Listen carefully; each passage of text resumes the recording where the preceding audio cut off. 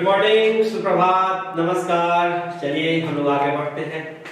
जैसा कि आप देखे हैं पिछले क्लास में हम लोगों ने चर्चा किया था कि किस तरह के क्वेश्चंस आएंगे चैप्टर 1 से। ठीक है, आज हम लोग चैप्टर 1 को बाइंड अप करेंगे।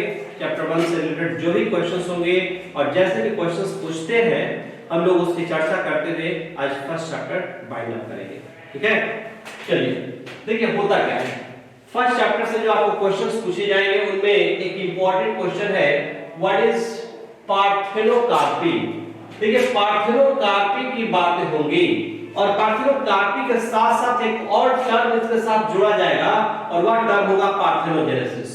ठीक है, दो टर्म आपको हमेशा मिलेंगे, पार्थेनोकार्पी एंड पार्थेनोजेनेसिस। और पूछा जाएगा, कभी क्वेश्चन होगा कि इनमें क्या डिफरेंसेस है, पार्थेनोकार्पी और पार्थेनोजेनेसिस में क्या डिफरेंस है। कभी पूछा जाएगा कि पार्थेनोकार्पी क्या है, पार्थेनोजेनेसिस क्या है। इस तरह की बातें आपसे पूछते या पूछी जाती रहेंगी। पार्थेनोकार्पी और पार्थेनोजेनेसिस में डिफरेंसेस हमेशा आपको किसी न किसी रूप में मिलते रहेंगे। ठीक है, so parthenocarpy is the formation of fruits without fertilization. ठीक है, पार्थेनोकार्पी क्या है, this is formation of fruits without fertilization. ध्यान दीजिएगा, यह जो है यह फॉर्मेशन है, किस चीज का फॉर्मेशन है, तो formation of fruit without fertilisation.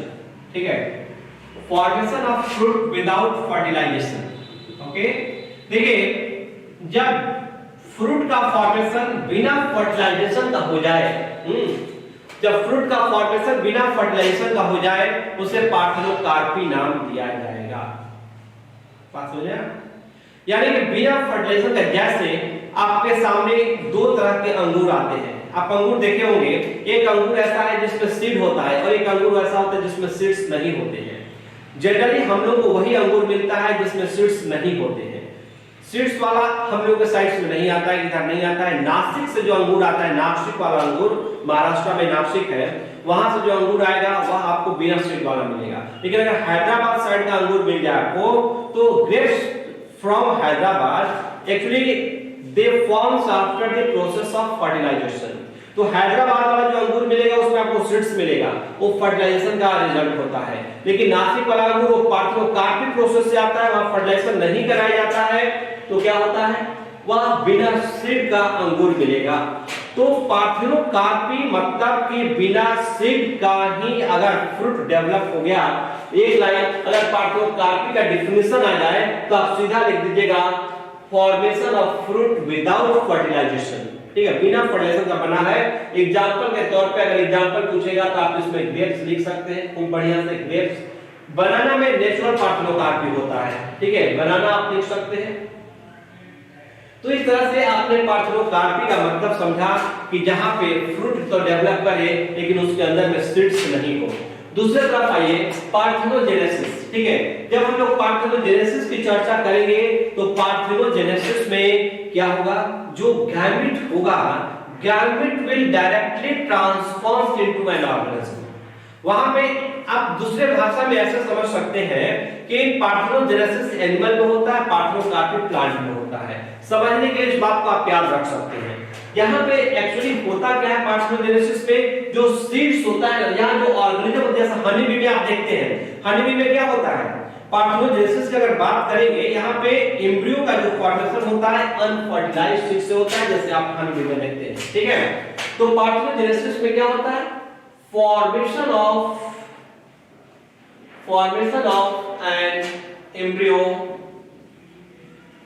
from unfertilized seed, from unfertilized gamete आप कह सकते हैं, unfertilized gamete। ठीक है, यहां पे देखिए इस बात को समझना होगा। जैसे हनी बी क्या करती है, एग ले करती है, लेकिन उसका एग फर्टिलाइज नहीं होता, बिना फर्टिलाइजेशन का डेवलप करता है मेल को। तो हनी बी में देखिए, जब आप पढ़िएगा सेक्स डिटरमिनेशन इन हनी बी, जेनेटिक्स में है सेक्स डिटरमिनेशन इन हनी बी, तो जब आप सेक्स डिटरमिनेशन इन हनी बी पढ़िएगा वहां पर भी आपको ये बात पढ़ना होगा कि हनी बी में कैसे सेक्स डिटरमाइन होता है, कैसे मेल और फीमेल बनता है। एक बात मैं यहां बता दूं कि honey bee female honey bee जिसको हम लोग क्वीन कहते हैं, जब एग ले करेगी उसका एग मेल हनी बी जो ड्रोन्स होता है उसके मेल गैमेट से फ्यूज कर जाएगा, जाइगोट बनाएगा, जाइगोट से फिर फीमेल डेवलप करेगी। तो यह प्रोसेस सेक्सुअल रिप्रोडक्शन का होता है, पार्थेनोजेनेसिस नहीं कहलाएगा। लेकिन जो फीमेल हनी बी है क्वीन, वह एग ले जो की है, अगर उसका एग मतलब फीमेल गैमेट बिना मेल गैमेट के फर्टिलाइजेशन के डेवलप करेगा, वह डायरेक्टली मेल में डेवलप कर जाएगा। इसीलिए फीमेल गैमेट का जो हनी बी का जो मेल होता है वह हैप्लॉइड मेल होता है, उसमें हाफ क्रोमोसोम नंबर होते हैं, क्योंकि फीमेल गैमेट में आप जानते हैं कि गैमेट मेल हो या फीमेल हो, गैमेट में क्रोमोसोम नंबर हाफ होते हैं किसी भी एनिमल्स का। और कोई भी इंसेक्ट भी किंगडम में एनिमलिया नहीं आता है। तो देखिए यहाँ पे अब हो क्या रहा है, मेल में हाफ क्रोमोसोम क्यों है, क्योंकि मेल जिस गैमेट से बना है उस गैमेट का फर्टिलाइजेशन नहीं हुआ है। फीमेल गैमेट हनी बी का जो गैमेट है, फीमेल हनी बी क्वीन का जो गैमेट है, अगर फर्टिलाइजेशन से बनेगा तो फीमेल बनेगा, बिना फर्टिलाइजेशन से बनेगा तो मेल बनेगा। यानी कि जो ड्रोन होते हैं, जो मेल हनी बी होते हैं, वो बिना फर्टिलाइजेशन का बनते हैं। उसी प्रोसेस को कहलाता है पार्थेनोजेनेसिस। क्या लिखे, formation of an embryo from unfertilised gamete या अनफर्टिलाइज्ड एग भी कह सकते हैं, फीमेल गैमेट को ही एग कहते हैं। एग्जांपल के तौर पे male honey bee, male honey bee का मतलब होता है ड्रोन्स, ठीक है। ड्रोन्स जो होते हैं ये क्या होते हैं, बिना फर्टिलाइजेशन का बनते हैं, हनी बी में फीमेल गैमेट से बनते हैं, ठीक है। तो पार्थेनोजेनेसिस और पार्थेनोकार्प में दो इंपॉर्टेंट पॉइंट होता है, दोनों में अगर डिफरेंस पूछे तो दोनों का पहले डेफिनेशन लिख दीजिएगा, इसका एग्जांपल्स लिख दीजिएगा, और एक बात और जोड़ दीजिएगा कि parthenocarpy observe in plant and parthenogenesis observe in animals, ठीक है। ये किधर ऑब्जर्व किया गया, किधर देखा जाता है, ऑब्जर्व इन प्लांट, इसको हम लोग प्लांट्स में देखते हैं, ऑब्जर्व इन प्लांट्स, और इसको लिख दीजिएगा ऑब्जर्व इन एनिमल्स। जितना मैं बता रहा हूं उतना करते चलिए, आप 70-80% आसानी से ले लेंगे, और एनसीईआरटी बुक फॉलो करते रहे, लेक्चर सुनते रहे तो 90 भी क्रॉस कर सकते हैं। ध्यान से इसको करते रहिए। चलिए यहाँ पे इस बात को आप जल्दी से लिख लीजिए, आपके पास 30 सेकंड समय दूंगा, 30 सेकंड में इसको जो करना है करिए।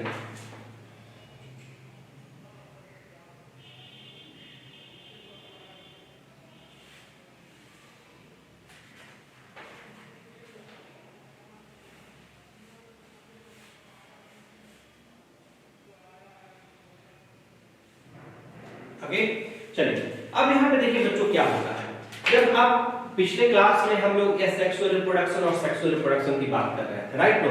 ये सेक्सुअल रिप्रोडक्शन में हम लोगों ने बहुत सारा टाइप देखा था, ये सेक्सुअल रिप्रोडक्शन के अलग-अलग टाइप्स को हम लोगों ने देखा था।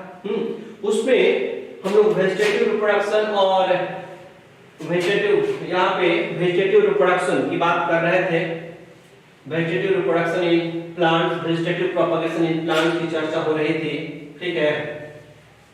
देखिए बडिंग की बात हम लोग किए थे, बडिंग की बात नहीं हुई थी, लेकिन वहां पे अगर याद होगा ये सेक्सुअल रिप्रोडक्शन के टाइप की चर्चा कर रहे थे। और पार्थेनोजेनेसिस में भी क्या है, गैमेट्स का फ्यूजन नहीं हो रहा है, तो parthenogenesis is also a type of asexual reproduction, ठीक है।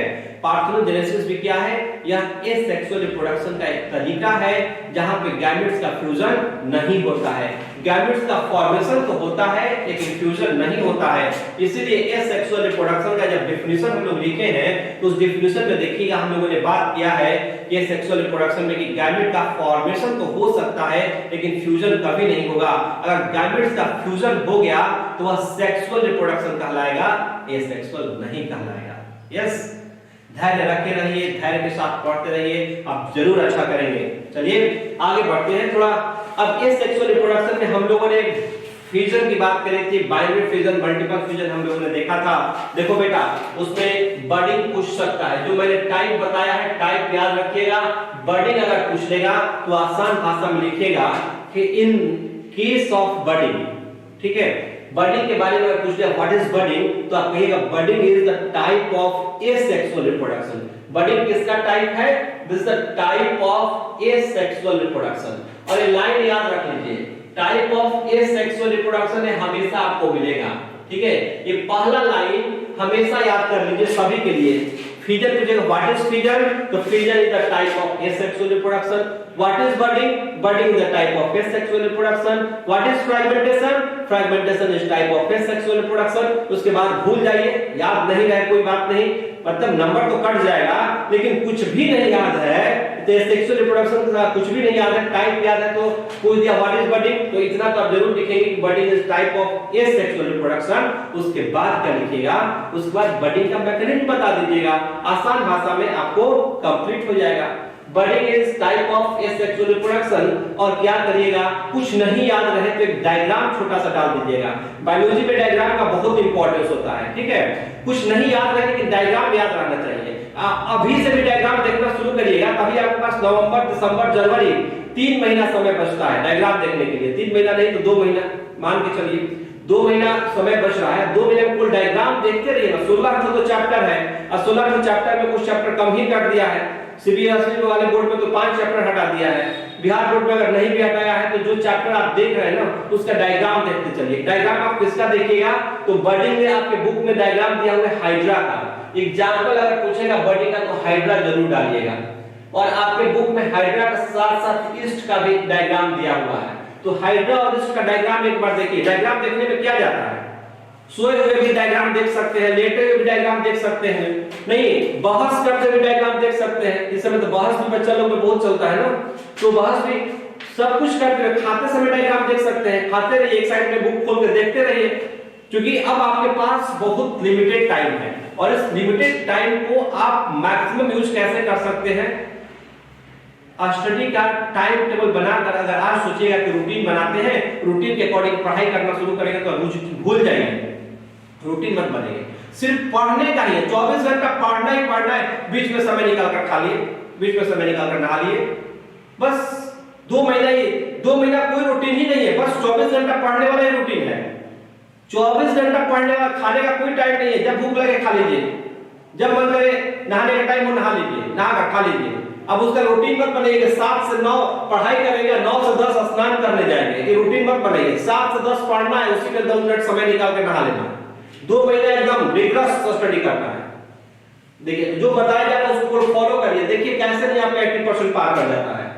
तो हाइड्रा और इसका बडी का एग्जांपल आप याद रखिए, एग्जांपल याद रखिए और डायग्रामो याद रखिए। डायग्रामो याद रखिए ना, खट खट बनते जाएगा। देखिए क्या करना है, ईस्ट क्या होता है, ईस्ट एक फंजाई है, कुछ मत जानिए, ईस्ट जानिए। ईस्ट फंजाई होता है जिसको हम लोग खमीर कहते हैं।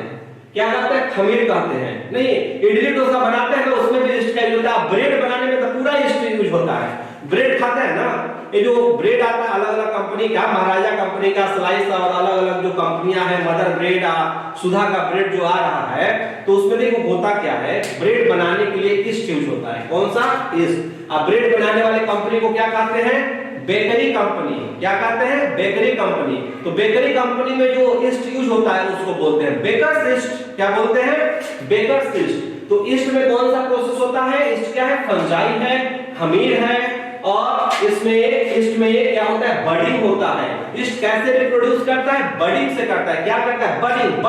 बड मतलब कली, बड मतलब कली। तो कली छोटी होती है कि बड़ी होती है, फूल की कली छोटी होती है, खिल जाती है तो फूल बड़ा दिखने लगता है। तो यहाँ पे हम लोग कली की बात करेंगे, फूल की बात अभी नहीं करेंगे, फूल की बात दूसरे चैप्टर में करेंगे, अभी कली की बात होगी। देखिए अब क्या होता है, यहाँ पे हाइड्रा देखिए, यहाँ पे हाइड्रा देखिए, हाइड्रा देखिए, हाइड्रा, राइट नो। अब यहाँ से कह रहा है बडिंग, तो एक छोटी सी बड निकलेगी। क्या निकलेगी, छोटी सी बड। इसके शरीर से ही एक छोटा सा स्ट्रक्चर निकला, दिखाई दिया। ये जो छोटा सा स्ट्रक्चर निकल रहा है इसके शरीर से, दिस इज द बड, और यही बड क्या होगा, बड़ा हो जाएगा, और ये जो हाइड्रा है ये बड़ा सा हाइड्रा बन जाएगा, ठीक है। और एक दिन इस हाइड्रा से जो बड देखे बड़ा बड बन गया, एक दिन इसके बॉडी से डिटैच हो जाएगा। एक दिन क्या हो जाएगा, इसके बॉडी से डिटैच हो जाएगा। तो एक हाइड्रा से क्या हो गया, एक हाइड्रा से दूसरा हाइड्रा बन गया, राइट नो। तो इस तरह से बडी में डायग्राम याद रखिएगा बाबू, मेरे डायग्राम याद रखिएगा, मजा आ जाएगा। डायग्राम याद रखिएगा, मजा आ जाता है। कहां ढूंढने जाते हो मजा, हो तो तुम्हारे अंदर छुपा हुआ है। पढ़ो ना थोड़ा 2 घंटा मन से, मजा हो जाएगा। देखो अब यहाँ पे क्या बात होती है, ये जो फंजाई है इसको मैं मिटा रहा हूं थोड़ा। इसलिए मिटा रहा हूं कि बॉडी में आप हाइड्रा तो देख लिए कि हाइड्रा होता है। हाइड्रा किस फाइलम से बिलोंग करता है? सिलेंट्रेटा फाइलम से बिलोंग करता है, याद रखिएगा। इसमें टिश्यू ग्रेड ऑफ ऑर्गेनाइजेशन होता है। 11th क्लास में पढ़े होंगे तो याद आ रहा होगा, और नहीं पढ़े होंगे तो सुन लिए, मैंने सुना दिया, लिखवाऊंगा नहीं। 11th का बात है, समझा दिया कि कहीं गलती से पूछ ले तो आपको याद हो जाना चाहिए कि हाइड्रा सिलेंट्रेटा फाइलम से बिलोंग करता है, टिश्यू ग्रेड ऑफ ऑर्गेनाइजेशन होता है, डिप्लोब्लास्टिक बॉडी लेयर होता है, ये सब बातें जान लीजिए। अब हाइड्रा को मैं मिटा रहा हूं, ये डायग्राम आपके बुक में दिया होगा, ठीक है। और अब ईस्ट का डायग्राम एनसीईआरटी बुक में दिया हुआ है, ठीक है। ईस्ट का डायग्राम एनसीईआरटी बुक में दिया हुआ है। देखिए ईस्ट को कैसे बनाइएगा। ईस्ट क्या है? फंगस है, लेकिन ऐसा फंगस है ना, फंगस मल्टीसेलुलर होता है, लेकिन ईस्ट यूनिसेलुलर है। ये भाई मेरे, ईस्ट यूनिसेलुलर हो गया तो जितना भी यूनिसेलुलर होता है सबको तो हम लोग प्रोटिस्टा किंगडम में रखते हैं, तो इसको किंगडम फंजाई में क्यों रख दिए इसको? क्योंकि फंजाई जैसा ये बिहेवियर शो करता है। ये लाइफ साइकिल को देखेंगे अगर इसके लाइफ साइकिल को, इसका लाइफ साइकिल एस्कोमाइसिटिस जैसा मिलता जुलता है, एस्कोमाइसिटिस फंजाई जैसा, इसलिए हम लोग इसको फंगस में रखते हैं एक सेल के होने के बावजूद। ओके, तो इस देखिए इस एक यूनिसेलुलर ऐसा दिखाई देगा। क्या होगा? बडिंग होगा। बडिंग होगा तो इसमें एक बड ऐसे डेवलप करेगा। ये जो न्यूक्लियस है, न्यूक्लियस इलोंगेट करके थोड़ा बड में चला गया, और उसके बाद फिर कंप्लीट बड बन जाएगा, न्यूक्लियस सेपरेट हो गया, उसके बाद बड अलग हो गया, बड अलग हो गया। This is the simple budding. Multiple budding भी होता है। यहाँ पे यह जो बड अलग देखे ना, पहले बड बना, क्या बना? बड बना। बड बना तो न्यूक्लियस इलोंगेट हो गया, न्यूक्लियस इलोंगेट होने के बाद क्या हुआ? ये पूरा बड जो है सेपरेट कर गया, बड अलग ईस्ट अलग। ये बड भी क्या बन गया? ईस्ट बन गया। ये सिंपल बडिंग है। कभी-कभी एक ही बार में 2 3 4 बड बन जाते हैं, फिर 4 5 बड बनने के बाद अलग-अलग होते हैं, तो उसको हम लोग मल्टीपल बडिंग कहते हैं। क्या कहते हैं? मल्टीपल बडिंग कहते हैं, ठीक है। चलिए, उसके साथ बडिंग के बाद आ जाएगा फ्रैगमेंटेशन। क्या आ जाएगा? फ्रैगमेंटेशन। यह एक दूसरा टाइप है एसेक्सुअल रिप्रोडक्शन का। जब फ्रैगमेंटेशन आ जाए तो क्या कहिएगा? Fragmentation is the type of asexual reproduction, और किसमें होता है? Occurs in plant. Occurs in plant. Plant में देखने को मिलता है। प्लांट का बॉडी टूट जाता है और हर टूटा हुआ पार्ट एक नया प्लांट बना देता है। एग्जांपल में रखिएगा स्पाइरोगाइडा, जरूर याद रखिएगा। स्पाइरोगाइडा लोअर प्लांट्स में देखने को मिलता है। यह देखिए, यह जो आप देख रहे हैं ना फिलामेंट जैसा, यह स्पाइरोगाइडा है। यहां से तोड़ दीजिए, 2 बन गया, यह भी एक नया प्लांट बॉडी बन जाएगा, और जो छोटा वाला पार्ट है यह भी एक नया प्लांट बॉडी बन जाएगा। इस तरह से क्या होगा? फ्रैगमेंटेशन में मान लीजिए फिलामेंटस बॉडी है स्पाइरोगाइडा, जितने पार्ट में टूट जाएगा, जितना फ्रैगमेंट होगा उतना फ्रैगमेंट एक नया स्पाइरोगाइडा बॉडी बना लेगा, ठीक है। चलिए, फ्रैगमेंटेशन के बाद बारी आती है रीजनरेशन की। देखिए रीजनरेशन में क्या होगा, इसको आप लिख लीजिए 30 सेकंड्स, ओनली 30 सेकंड्स।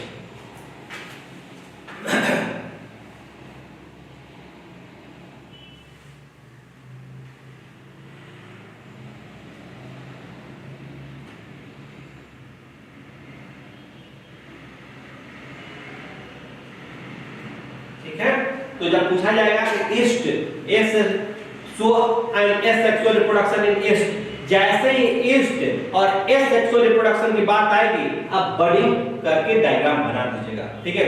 डायग्राम बना दीजिएगा, एग्जामिनर समझ जाएगा कि बच्चा जानता है, सेंटेंस लिख दीजिएगा, और ये लाइन जरूर लिखिएगा कि budding is the type of asexual reproduction, ठीक है ना।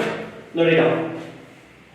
चलिए, उसके बाद क्वेश्चन इसको दूसरे तरीके से भी पूछ सकता है। हो सकता है क्वेश्चन इस तरह से पूछे कि how does N east reproduce asexually. East asexually reproduce कैसे करता है, तो आप लिखेंगे east reproduce asexually by the process of budding. East में बडिंग होता है, यस। चलिए, इसको मैं मिटा रहा हूं।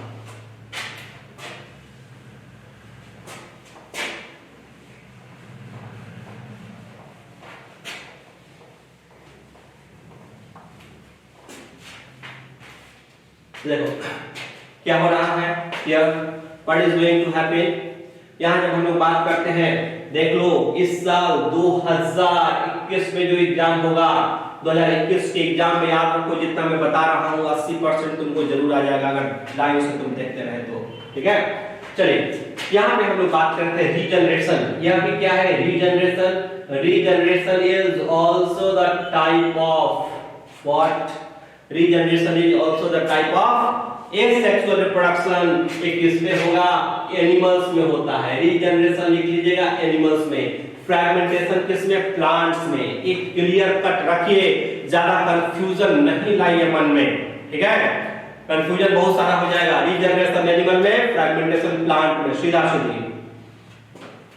अब रीजनरेशन किसमें होगा? जैसे मान लीजिए यह एक प्लानेरिया है। प्लानेरिया बहुत कॉमन होता है। प्लानेरिया एक एनिमल है, ठीक है?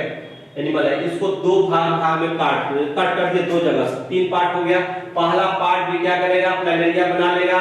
दूसरा पार्ट भी क्या करेगा? प्लानेरिया बना लेगा। और तीसरा पार्ट भी क्या करेगा? प्लानेरिया बना लेगा। तीनों के तीनों पार्ट प्लानेरिया बना लेंगे। अब क्या होगा भाई? ये तीनों के तीनों पार्ट प्लानेरिया बना लिए। What will happen? क्या होगा? फिर क्या होगा इसके बाद? तो इसके बाद वही होगा जो होना है। फिर क्या होगा इसके बाद? वही होगा जो होना है। रीजनरेशन की बात करेंगे तो दिमाग में सीधा रखिएगा, what is regeneration?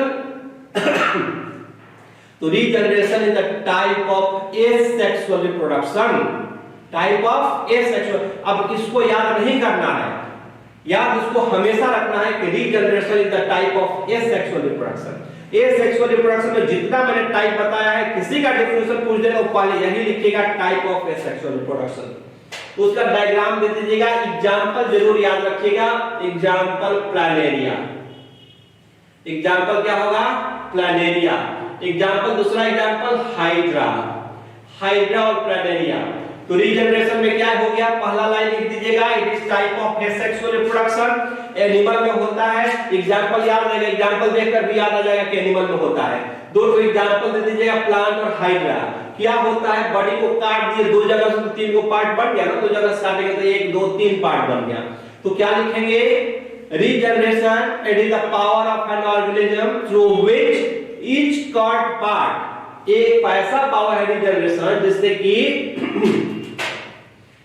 each cut part develops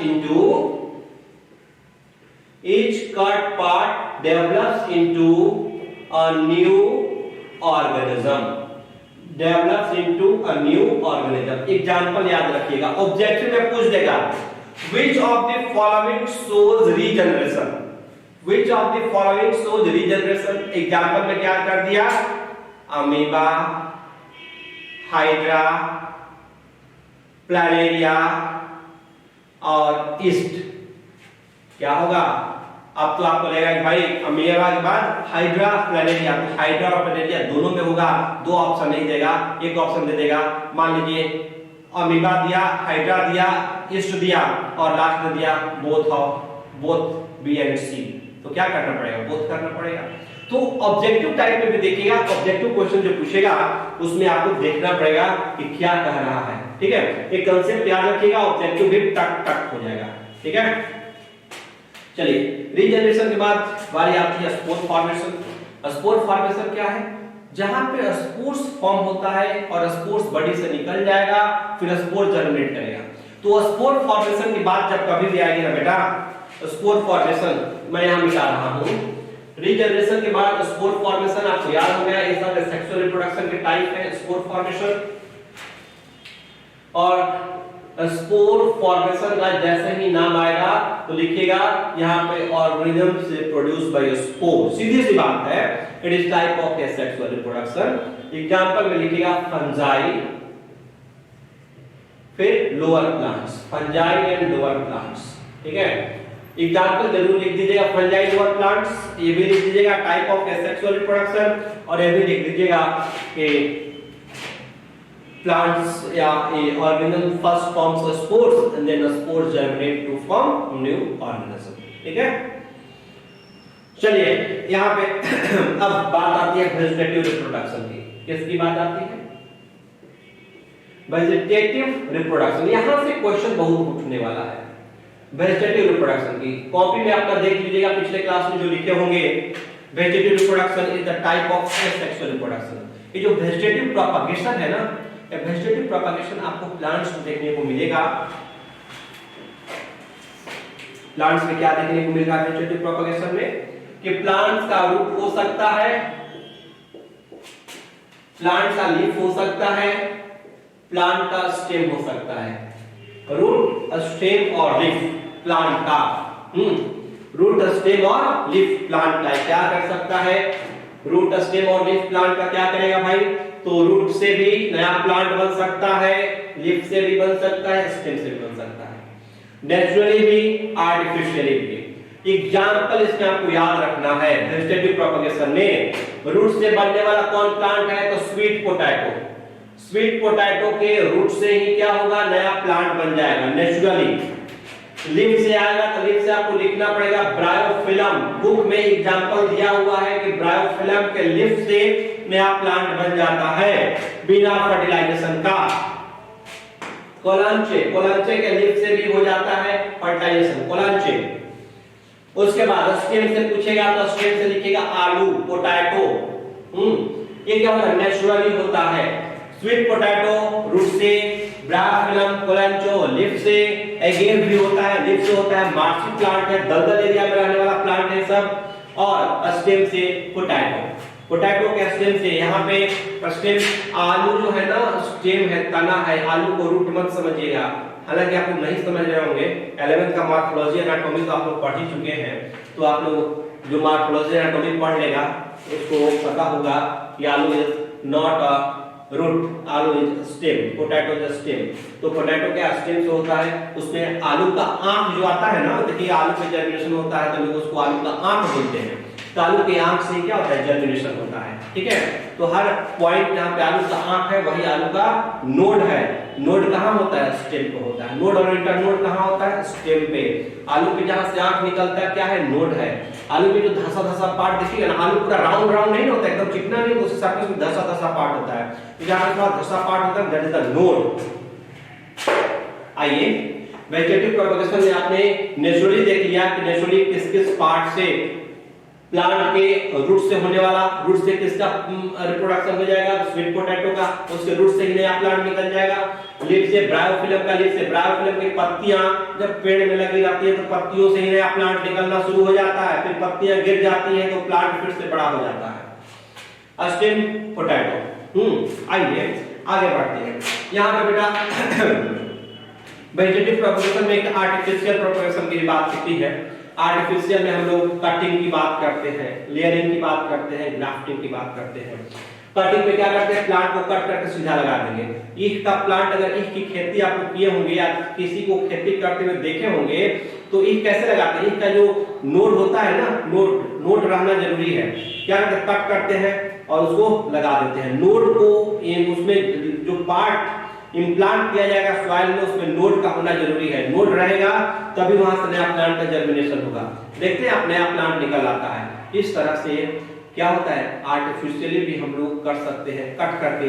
गुलाब में, गुलाब के स्टेम को, रोज के स्टेम को कट करके लगा दीजिए, नया प्लांट निकल आएगा। तो हम लोग आर्टिफिशियली भी प्लांट को, एक तो नेचुरली तो आप देख ही रहे, आर्टिफिशियली भी हम लोग बहुत सारे प्लांट्स को कट करके लगाते हैं।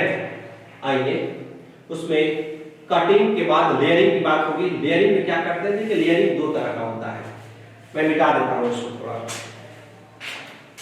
आर्टिफिशियल वेजिटेटिव प्रोपगेशन की मैं बात कर रहा हूं, ठीक है। देखिए बेटा, जब वेजिटेटिव प्रोपगेशन की बात होगी ना, वेजिटेटिव प्रोपगेशन का मतलब कि प्लांट के फ्लावर को छोड़कर किसी भी पार्ट से नया प्लांट आ रहा है तो वह वेजिटेटिव प्रोपगेशन कहलाएगा, ठीक है। क्या कहलाएगा?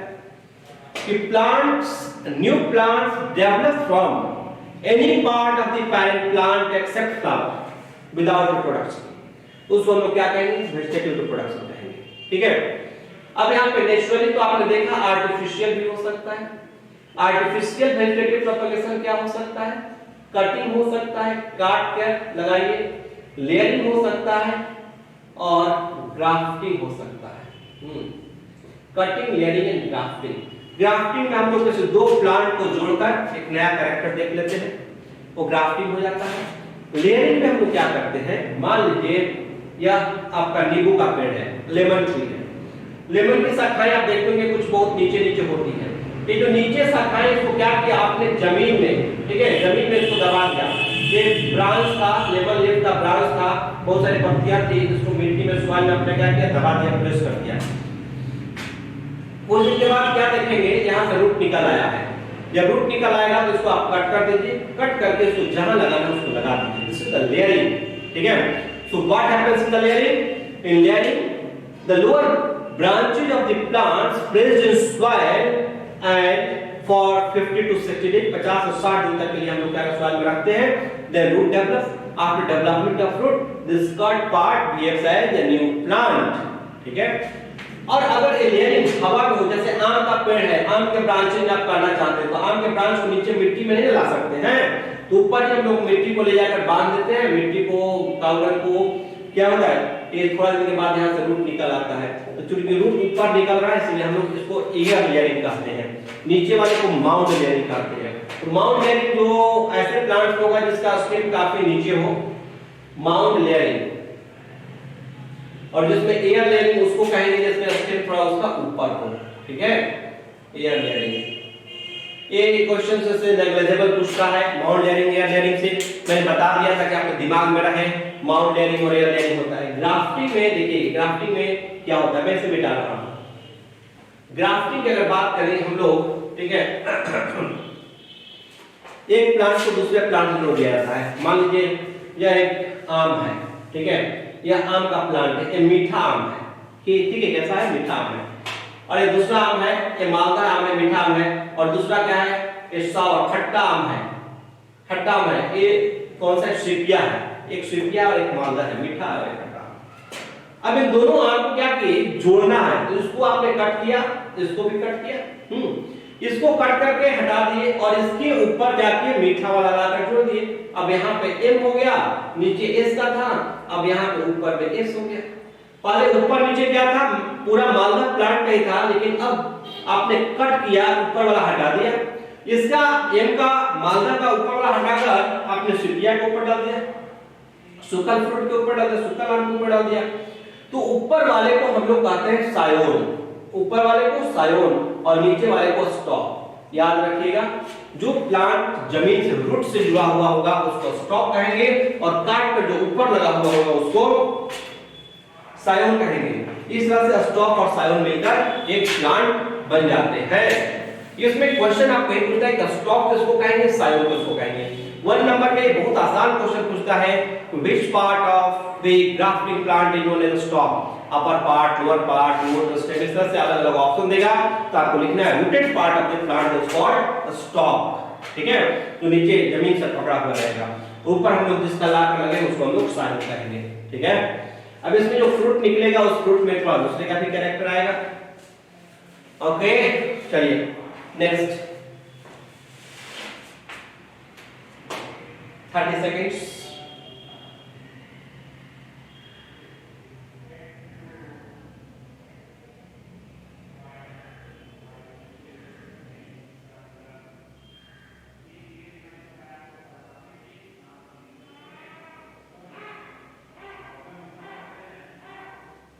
ठीक है, फर्स्ट चैप्टर में बहुत सारी बातें ऐसे हैं जो आपको सेकंड और थर्ड में मिल जाएगा। जैसे फर्स्ट चैप्टर में जो इंपॉर्टेंट बातें हैं उसमें थोड़ा सा आपको कुछ बात है, अस्ट्रोबिलेंथस कुंथियाना, बम्बू प्लांट्स, इन सब के बारे में कुछ स्पेशल नॉलेज दिया गया है। पार्थेनोजेनेसिस का एग्जांपल दिया गया है, पार्थेनोजेनेसिस किसमें होगा, ठीक है, पार्थेनोजेनेसिस के एनिमल्स का एग्जांपल दिया गया है फर्स्ट चैप्टर में।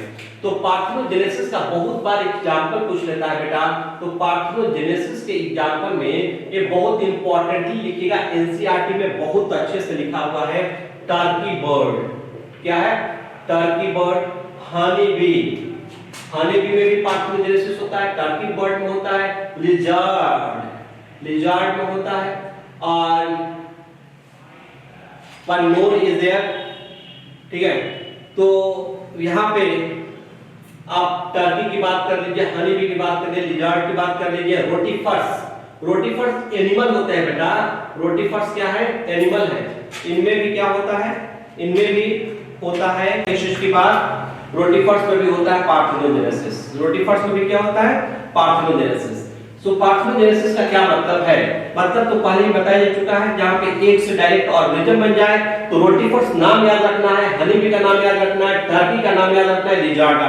टर्की बर्ड है, हनीबी इंसेक्ट है, लिजार्ड्स अब जान रहे रेप्टिलिया से बिलोंग करता है, रोटिफर्स ए सिलेंट्रेट। रोटिफर्स जो है ना, टीडोफोरा के बाद रोटिफर्स होते हैं, एक अलग तरह के ऑर्गेनिज्म ही अलग तरह का फाइलम ही होता है रोटिफर्स का। तो रोटिफर्स क्या करते हैं, इनमें भी इस तरह के देखने को मिलता है। ठीक है, चलिए तो इसको आप कर लीजिए। यहाँ पे इसको करने के बाद पार्थेनोजेनेसिस हो गया। एक प्लांट है एस्ट्रोबिलेंथस कुंथियाना, अलग अलग प्लांट का लाइफ साइकिल है एस्ट्रोबिलेंथस कुंथियाना की जब हम लोग चर्चा करते हैं तो यहाँ पे थोड़ा समझना होगा।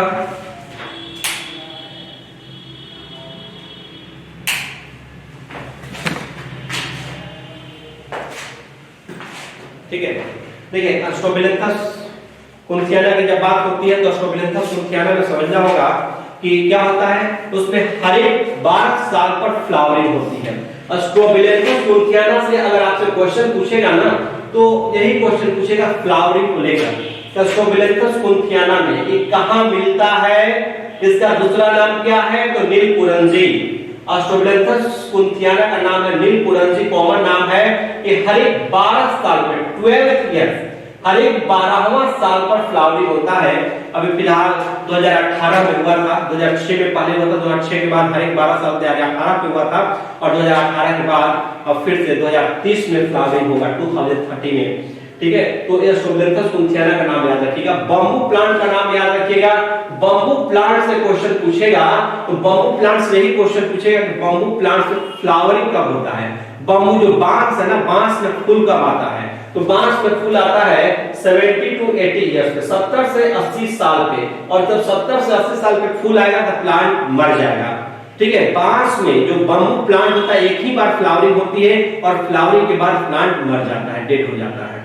ठीक है, तो ये बम्बू प्लांट की खासियत होती है कि अपने लाइफ टाइम में एक ही बार फ्लावरिंग होगी और फ्लावरिंग के बाद वो मर जाएगा। इसको नाम याद रखिएगा। एस्ट्रोबिलेंथस कुंथियाना का नाम याद रखिएगा। ये जो पार्थेनोजेनेसिस के एग्जांपल्स दिए हुए हैं इसका नाम याद रखिएगा। ठीक है, अब वहां पे स्ट्रेस साइकिल और मेंस्ट्रुअल साइकिल की भी बात की है फर्स्ट चैप्टर में, उसको हम लोग आगे बात करेंगे, अभी वहां पे मेंशन नहीं करने में जा रहा हूं। फर्स्ट चैप्टर में इन सब बातों को देखते रहिएगा। ठीक है, पार्थेनोजेनेसिस की इंपॉर्टेंट बात होती है और भी जो टर्म्स से रिलेटेड है हम लोग आगे भी चर्चा करते रहेंगे। ठीक है, बेसिकली यहाँ पे सेक्सुअल और एसेक्सुअल मोड्स को याद रखिएगा। सेक्सुअल रिप्रोडक्शन जब पूछेगा, सेक्सुअल रिप्रोडक्शन का टाइप पूछेगा तो सेक्सुअल रिप्रोडक्शन के टाइप में आप दो बताइएगा, isogamy, anisogamy and oogamy. Sexual reproduction का कितना टाइप है? 3। आइए अभी तक हम लोग एसेक्सुअल रिप्रोडक्शन की बात कर रहे हैं, ठीक है ना। सेक्सुअल रिप्रोडक्शन की थोड़ी चर्चा हो जाए। सेक्सुअल रिप्रोडक्शन जब कभी होगा बेटा तो गैमेट का फ्यूजन होगा। सेक्सुअल रिप्रोडक्शन अगर आ जाए डिफाइन करने तो सेक्सुअल रिप्रोडक्शन में कुछ लिखिए या नहीं लिखिए, फ्यूजन ऑफ गैमेट जरूर लिख दीजिएगा। क्या लिख दीजिएगा? फ्यूजन ऑफ गैमेट, यानी गैमेट का फ्यूजन होता है। Fusion of gametes takes place होता है, अकर्स लिख सकते हैं, टेक्स प्लेस लिख सकते हैं, जो लिखना चाहे। Fusion of gametes takes place, gametes का फ्यूजन होता है। ठीक है, gametes fusion of gametes occurs, fusion of gametes takes place, fusion of gametes occurs. ये लाइन लिख दीजिएगा तो एग्जामिनर समझ जाएगा कि बच्चा को सेक्सुअल रिप्रोडक्शन का मतलब पता है कि फ्यूजन गैमेट्स का होता है। अब टाइप पूछेगा कि सेक्सुअल रिप्रोडक्शन का कितना टाइप्स है। पहला लिखिएगा सेक्सुअल रिप्रोडक्शन के टाइप में आइसोगैमी, आइसोगैमी, दूसरा में लिखिएगा एनाइसोगैमी और तीसरा में लिखिएगा ooगैमी। ठीक है, isogamy, anisogamy and oogamy. This is very important. Isogamy की जब चर्चा करेगा तो आइसोगैमी में लिखिए गैमेटिक। आइसो मतलब सिमिलर, गैमी मतलब गैमेट। एक तरह के गैमेट का फ्यूजन होता है। देखिए यह एक तरह के गैमेट बन गए, दोनों एक तरह का लग रहा है देखने में, तो लिखिए gametes are morphologically similar. Iso मतलब एक जैसा, गैमी गैमेट एक जैसे गैमेट्स का फ्यूजन होता है। गैमी मतलब फ्यूजन का सोर्स होता है। एनाइसोगैमी, एनाइसोगैमी का मतलब एक जैसा नहीं, देखिए एक बड़ा और एक छोटा, मतलब ये मॉर्फोलॉजिकली और जेनेटिकली डिफरेंट है, या मॉर्फोलॉजिकली सेम रहेगा, जेनेटिकली डिफरेंट रहेगा, सेम भी हो सकता है। यहाँ पे मॉर्फोलॉजिकली और जेनेटिकली दोनों डिफरेंट होगा। ये एनाइसोगैमी कहलाएगा। मॉर्फोलॉजिकली सिमिलर, देखने में एक जैसा लगेगा। मॉर्फोलॉजिकली सिमिलर, जेनेटिकली जीन कैसा होगा, डिसिमिलर होगा। डिसिमिलर भी हो सकता है और सिमिलर। इनका जीन सिमिलर भी हो सकता है और डिसिमिलर भी हो सकता है, ठीक है। लेकिन एनाइसोगैमी मॉर्फोलॉजिकली डिसिमिलर और जेनेटिकली डिसिमिलर, ठीक है। ओगैमी की बात होगी तो ओगैमी में लिखिएगा कि gametes are differentiated into male and female. Gametes male और फीमेल में डिफरेंशिएटेड होगा माय डियर। ओगैमी में क्या लिखेंगे, gametes are differentiated, gametes are differentiated into male and female, यानी गैमेटो को मेल और फीमेल में डिफरेंशिएट रहेगा। गैमेटो को देखकर बता देगा ये तो मेल गैमेट है, और एक को देख के बता फीमेल गैमेट है। आइसोगैमी में मेल फीमेल पता नहीं चलेगा, इन आइसोगैमी में मेल फीमेल पता नहीं चलेगा। लेकिन जब ओगैमी की बात होगी तो ओगैमी में मेल फीमेल पता चलेगा। तो ओगैमी में क्या लिखेंगे, gametes are differentiated into male and female. ये भाई मेल फीमेल पता कैसे चलेगा? चलिए इसको करिए और उसका एक हेडिंग डाल सकते हैं। एक क्वेश्चन पूछा जा सकता है कि what are differences between male and female gamete. Male और फीमेल गैमेट में क्या डिफरेंस है, क्वेश्चन आपके सामने आ सकता है। तो इसको मैं बता देता हूं आज मेल और फीमेल गैमेट में क्या डिफरेंस है। बाकी सब बातों को मैंने आपके सामने रखा है, क्वेश्चन इसी के इर्द गिर्द घूमेगा। देखिए इसको जल्दी से।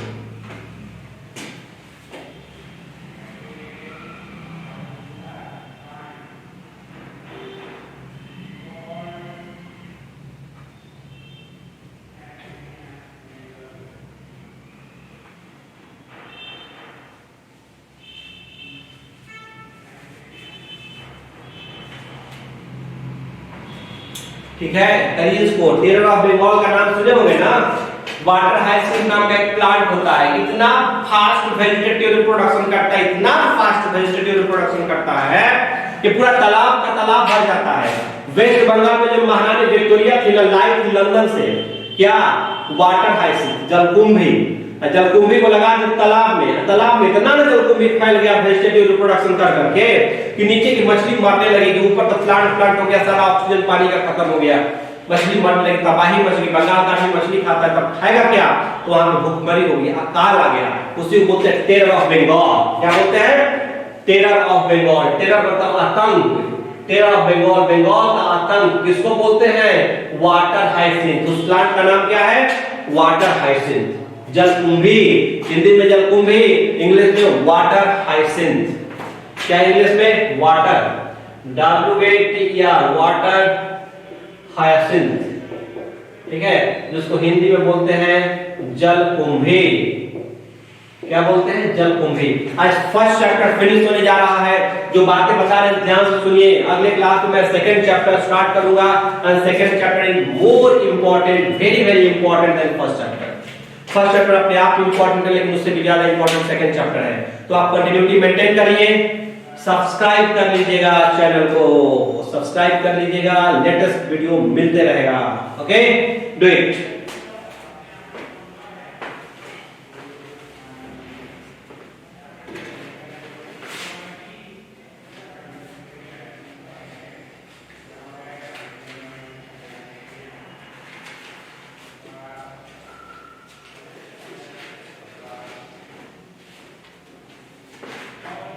ओके, ठीक है। तो आज हम लोग यही पे स्टॉप कर रहे हैं। आपने देखा सेक्सुअल रिप्रोडक्शन की बातों को देखा, स्टॉप करेंगे हम लोग differences between male and female gamete के साथ। मिटा रहा हूं मैं इसको, 30 सेकेंड्स में आपको करना रहता है। मोबाइल से देख रहे हैं तो उसमें स्क्रीनशॉट कर सकते हैं।